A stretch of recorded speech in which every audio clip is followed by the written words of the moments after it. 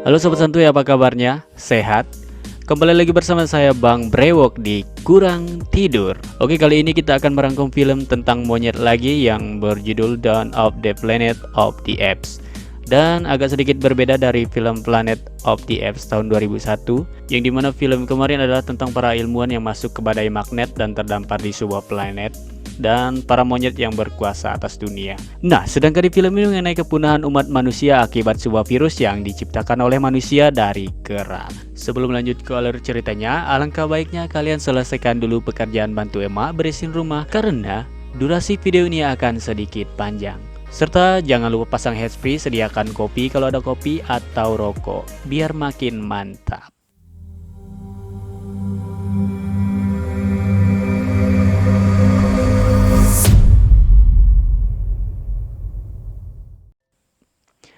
Film diawali dengan penampakan kegaduhan di seluruh dunia, di mana seluruh stasiun TV tidak lagi menyiarkan acara brownies atau acara prank Atta Halilintar. Serta perlahan keadaan bumi menjadi gelap.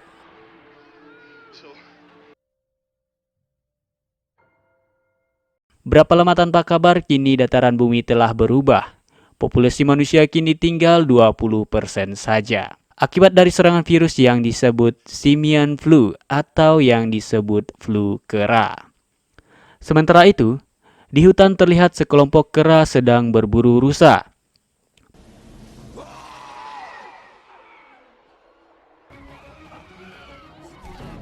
Mereka berbondong-bondong sekampung untuk mengejar rusa itu.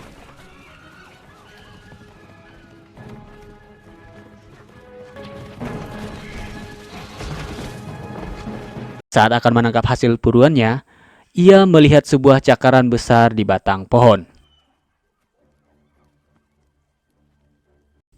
Dan tiba-tiba, ia diterkam oleh sahabat Marsha, yaitu si beruang, untuk kemudian beradu bau jigong. Hahu, hahu.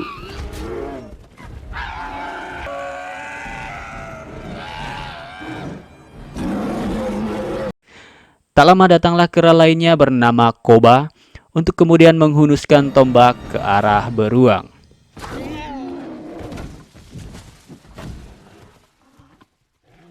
Nama pemimpin tersebut bernama Caesar dan sang tangan kanan bernama Koba.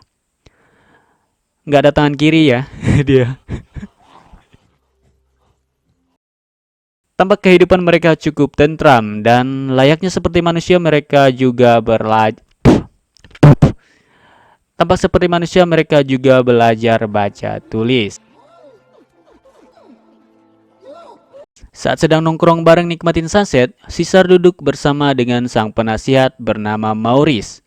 Mereka sedang ngobrol bersama dan Caesar bertanya apakah manusia masih hidup di bumi.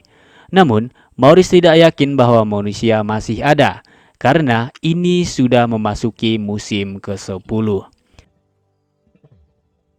Di sisi lain tampak dua ekor monyet sedang mencari ikan di tepian kapuas dan kemudian saling cucuk-cucukan. Mereka kemudian kembali membawa dua ekor ikan tapa.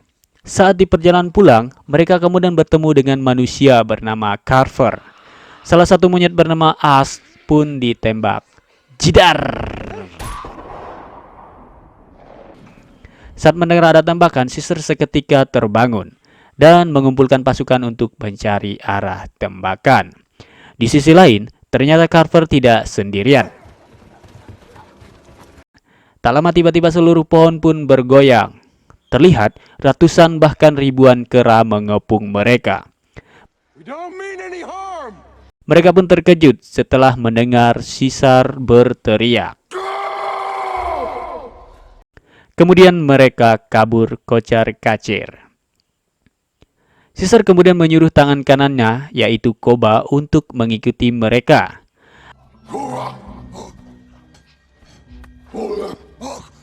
Akhirnya mereka sampai di kota San Francisco dan sebuah tempat bernama Zone 9 yang dulunya adalah tempat karantina untuk manusia yang selamat dari serangan flu simian tersebut, yang kemudian sekarang menjadi benteng pertahanan manusia. Ternyata tujuan mereka menuju hutan adalah untuk mengecek bendungan PLTA yang ada di hulu sungai.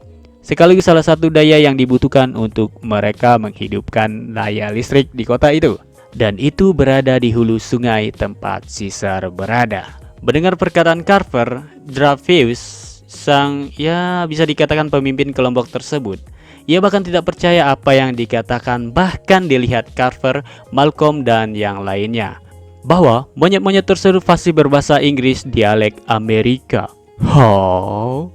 Tetapi setelah mereka semua mengatakan itu, Dravius kemudian meminta untuk merahasiakan hal itu ke kelompok lainnya, karena akan membuat kegaduhan antara mereka. Tak lama mereka sampailah di pusat kota San Francisco. Terdapat masih banyak penduduk kota yang masih selamat. Sementara itu, Koba dan yang lainnya ternyata sudah sampai di kota tersebut. Scene berlanjut, di mana Koba melaporkan kepada kelompoknya untuk segera menyerang manusia. Namun, Maurice sang penasihat kemudian mengatakan untuk jangan terlalu terburu-buru, dikarenakan mereka belum mengetahui secara pasti jumlah mereka. Namun karena Koba sangat dendam akan manusia dan ingin sekali memusnahkan manusia, ia kemudian mengintimidasi kera lainnya untuk menyerang. Tetapi mereka tetap menunggu perintah langsung dari Caesar.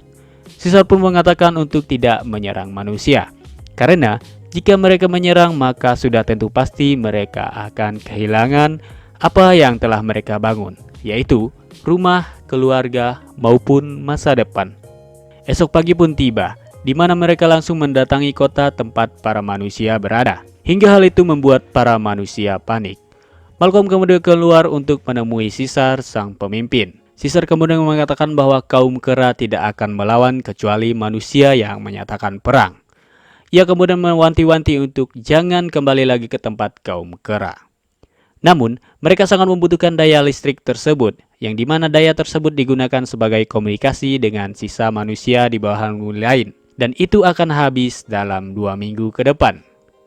Satu-satunya harapan mereka ialah bendungan yang ada di hulu sungai. Malcolm kemudian memutuskan untuk kembali ke hulu sungai dan negosiasi dengan Caesar. Sebelum pergi, tak lupa ia kemudian meminta jatah, yaitu cipokan basah dari sang istri. Lanjut, tak lama datanglah ia ke tempat Caesar dan tepat berada di pintu gerbang. Ia kemudian di-HBD oleh sang penjaga, yang kemudian ia dibawa ke hadapan Caesar. Malcolm kemudian membawa Caesar ke atas untuk menunjukkan bendungan yang ia maksud. Kemudian ia mendapatkan kesempatan oleh Caesar memperbaiki bendungan selama beberapa hari dan dibantu oleh kaum kera, dengan syarat tidak boleh ada senjata api dalam bawaan mereka. Keadaan damai ketika mereka diselamatkan oleh para kera akibat dari runtuhan di dalam bendungan. Namun, keadaan tersebut tidak berlangsung lama, di mana ternyata Carver kedapatan membawa senjata. Mereka kemudian diusir dari tempat itu. Di sisi lain, ternyata istri Caesar sedang mengalami sakit. Ellie kemudian memberinya insana untuk meredakan demamnya. Karena masih memiliki peri kemonyetan, akhirnya Caesar memberi mereka satu kesempatan lagi untuk tinggal, dengan syarat Carver harus pergi. Dan di sisi lain, Koba dan teman-teman ternyata menyusup ke tempat manusia, di mana terdapat gudang persenjataan yang masih berfungsi baik di sana. Untuk kemudian ia pergi memberitahu Caesar tentang hal itu. Namun, terjadi perkelahian antara mereka berdua, yang dimana itu adalah awal perpecahannya dengan Koba. Singkat cerita, Koba dan teman-teman kembali ke gudang senjata tersebut. Terlihat dua orang, sebut saja Agus dan Ari, sedang mengetes badil-badil tersebut sambil minum amer putih. Koba kemudian datang dan berlagak konyol serta ikut nyocok bersama mereka untuk mengelabui Agus dan Ari, yang kemudian mereka di spray down dengan M4 tidak pakai scope hingga akhirnya nyaho. Di sisi lain, ternyata mereka berhasil menghidupkan listrik tersebut serta membuat seluruh kota hidup. Sang pria, sebut saja Ahmad, kemudian masuk ke Pertamini yang kemudian menyetel musik pakai copyright. Dan mereka pun sangat senang. Di sisi lain, saat sedang ngudut, Carver kemudian dihampiri oleh Koba untuk kemudian ia dipulangkan ke lobi alias dead. Koba dan kawan-kawan ternyata membakar tempat itu dan ia menembak Caesar hingga terjatuh. Hal ini ia maksudkan untuk memprovokasi kaum kera bahwa manusialah yang telah menembak Caesar untuk kemudian menyerang manusia. Mereka kemudian merebut gudang senjata dan menyerang kota secara membabi buta. Peperangan epik itu akhirnya dimenangkan oleh kaum kera. Di sisi lain, Dravius dan teman-teman kemudian berhasil lolos untuk kemudian mereka bersembunyi di bawah gedung. Singkat cerita, pagi pun tiba. Malcolm kemudian berhasil menemukan Caesar, di mana ia sedang sekarat. Kemudian mereka membawa Caesar ke salah satu rumah yang ternyata tempat Caesar dibesarkan dulu. Sebelum pandemik menjadi momok tidak pakai menjadi sangat menakutkan. Namun, Caesar harus segera dioperasi untuk mengeluarkan peluru yang bersarang di dadanya. Namun, peralatan medis masih tertinggal di kota. Kemudian Malcolm harus pergi ke kota untuk mengambil peralatan medis di sana. Di sisi lain, Koba mengurung kera yang tidak mau ikut perintahnya. Dengan perlahan, Malcolm kemudian berjalan memasuki gedung. Saat ingin keluar, Malcolm hampir saja ketahuan. Namun, ternyata itu adalah anaknya Caesar, yang kemudian ikut bersama Malcolm. Setelah dirasa sembuh, Caesar kemudian merencanakan sebuah penyerangan. Mereka kemudian berjalan menuju terowongan bawah tanah untuk menuju menara, di mana terdapat Koba dan kera lainnya berada. Sementara itu, Dravius telah memasang peledak di pondasi bangunan, serta telah berhasil menghubungi kelompok yang lainnya. Malcolm kemudian mencegah Dravius untuk memberikan kesempatan kepada Caesar untuk bertarung dengan Koba. Dravius kemudian meledakkan bom itu hingga merusak gedung tersebut, dan akhirnya Koba kalah dan terjatuh.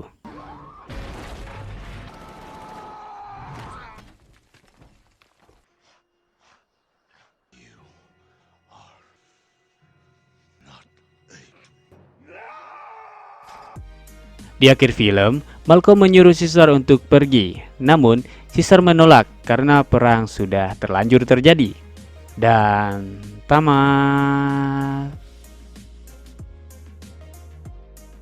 Gimana filmnya guys? Sejauh ini cukup bagus dan ya tidak begitu rumit alur ceritanya. Dan ya cukuplah buat temanin rebahan santuy kalian. Oke, terima kasih bagi kalian yang udah nonton, dan kalau kalian suka jangan lupa subscribe, like, share, dan komen di video ini. Atau mungkin kalian punya ya rekomendasi film untuk direview atau ingin sekedar ngehujat, silahkan tinggalkan di kolom komentar ya. See you in the next video. Dah, gitu deh. Aduh.